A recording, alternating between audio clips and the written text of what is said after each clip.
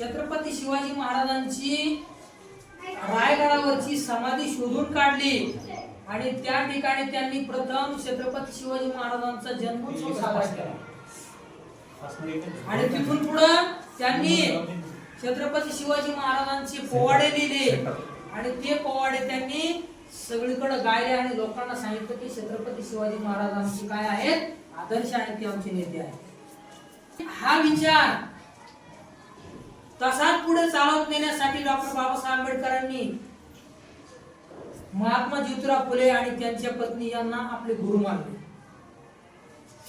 लक्षात घ्या, आपल्याला ते त्यांचे नातेवाईक होते, कोणी त्यांचे फक्त ते विचारांचे वारसदार होते आणि तो विचार त्यांनी पुढे नेला आणि त्यांच्या सारखंच तुम्हाला व्हायचं आहे. तो विचार तुम्ही तो पुढे नेत चालायचा आहे. दुसरा कोणी असा आकाशातून खाली पडणार आहे का तो हे विचार पुढे न्यायला? नाहीतर तुमच्या मधलेच समाज सुधारक बनले पाहिजेत.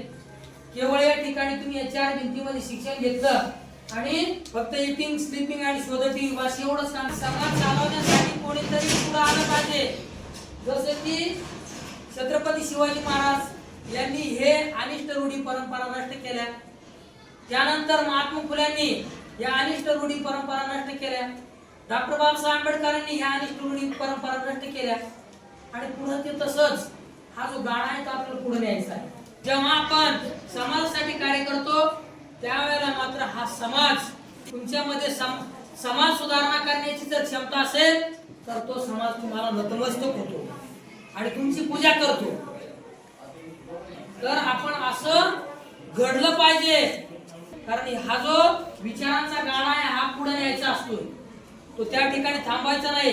जर आपण जो तसाच थांबवला, चांगले विचार आपल्या समाजामध्ये निर्माण झाले नाही तर त्या ठिकाणी गुंडगिरी, दादागिरी, अनिष्ट प्रथा आणि गोष्टींचा सुळसुळाट होतो. आणि म्हणून या सगळ्या गोष्टींना थांबवण्यासाठी आपल्यामध्ये नेतृत्व गुण तयार झाले पाहिजे, आपल्यामध्ये आदर्श विचारांची प्रेरणा आपण घेतली पाहिजे.